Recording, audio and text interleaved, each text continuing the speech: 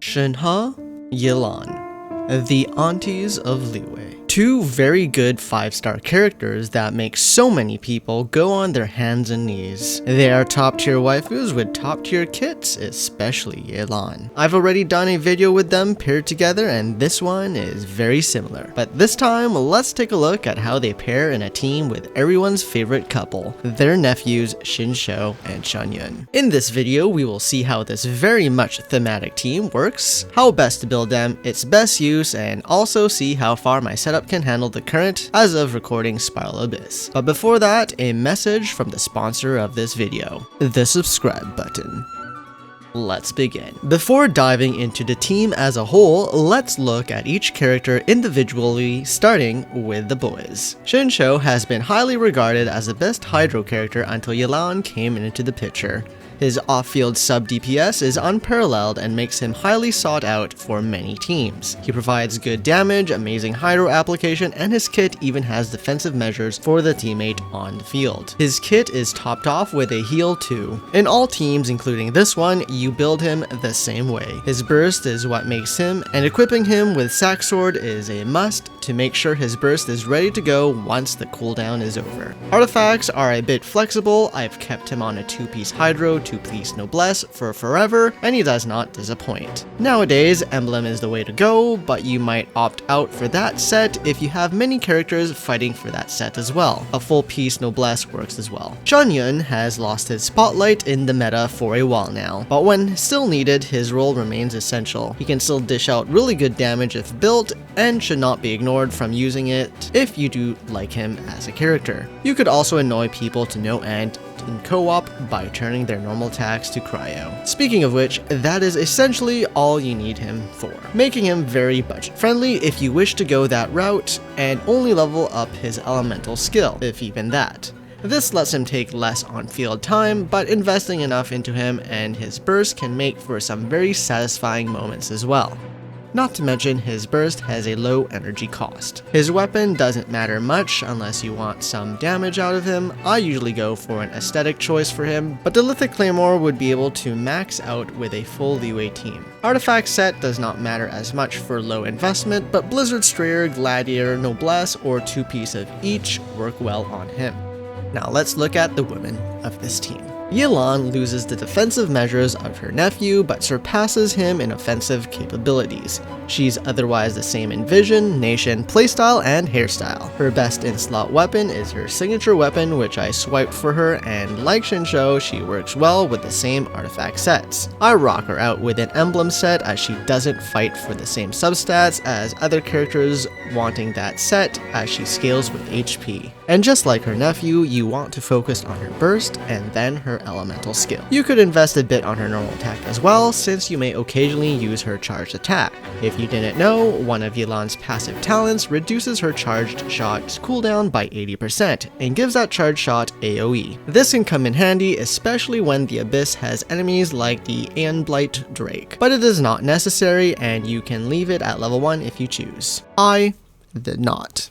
Finally, we have Shenhe. Using her typical build is perfectly fine here. But if you want to go all in, you can do like I have and go for a DPS Blizzard Strayer set. With this build, you are committed to have her as your on-field DPS. More on that later. With a Blizzard Strayer, you may still choose to invest in triple attack if you want, and that will be just fine.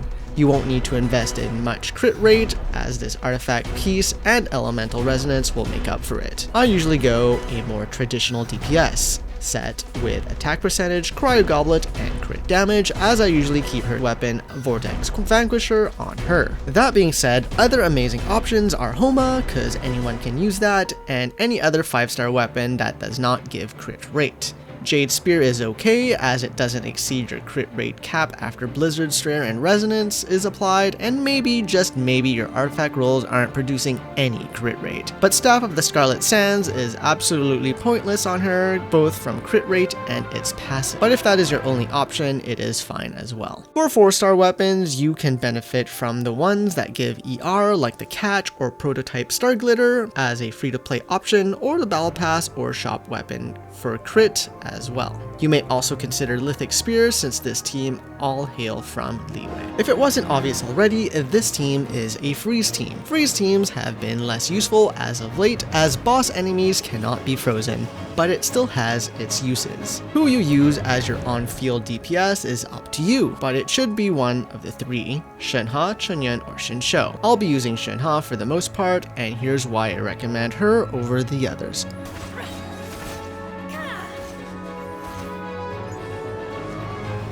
Chunyan using a claymore will end up causing the shatter reaction, which does end up breaking freeze and is the weakest reaction in the game. This isn't too bad as you will be pretty quickly be applying freeze again, but also your attack speed is pretty slow. Shenhe isn't actually that bad on field. Sword users attack pretty quickly and will be able to apply freeze at quite a constant. Personally, as your only source of healing, I would prefer to keep him off field just in case I get myself in a sticky situation. That leaves Shenhe, as Yelan cannot take advantage of Chunyan's cryo application. And with that, this is how the rotation works. Off the bat, you can start with Chunyan's burst to do some damage and apply cryo, or you can skip straight to Shenhe. If enemies are a distance away, you may want to start with Yelan, but if you can get Shenhe's burst off first, that is ideal as his burst lasts 3 seconds longer. So once you get your Shenhe's elemental skill and elemental burst off, switch over to Yelan and do her EQ. Now go into Chunyan and place his elemental skill in the best place possible and do his burst if you haven't already, and invested in it. Now go into Shenhe and hold her elemental talent and burst and attack away. Ideally, your Yelan elemental skill applied hydro on your mob, and with that, you will be able to freeze the whole mob while you mainly focus on freezing and damaging one target. Maintaining freeze on enemies is far more important on this team as you do not have a dedicated healer, nor do you have a shield. Shenhe covers that to a certain extent, but should not be relied upon. Given the right opponents, this shouldn't cause much of a problem. You will, however, struggle against bosses and if dealing with many fast enemies. For Abyss, this team can usually handle up to floor 11 quite well. Bosses don't frequent floor 11 yet, and if there is a boss, it is usually weak enough to shred through without freeze or avoid any bosses by going to the other half. Floor 12 is another case completely,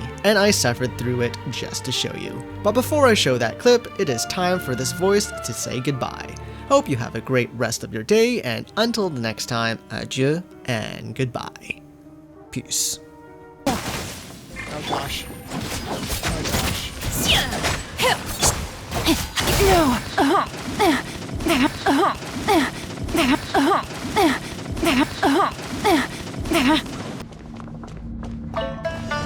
Witness the power of Gugwa! Know my sword! Huh?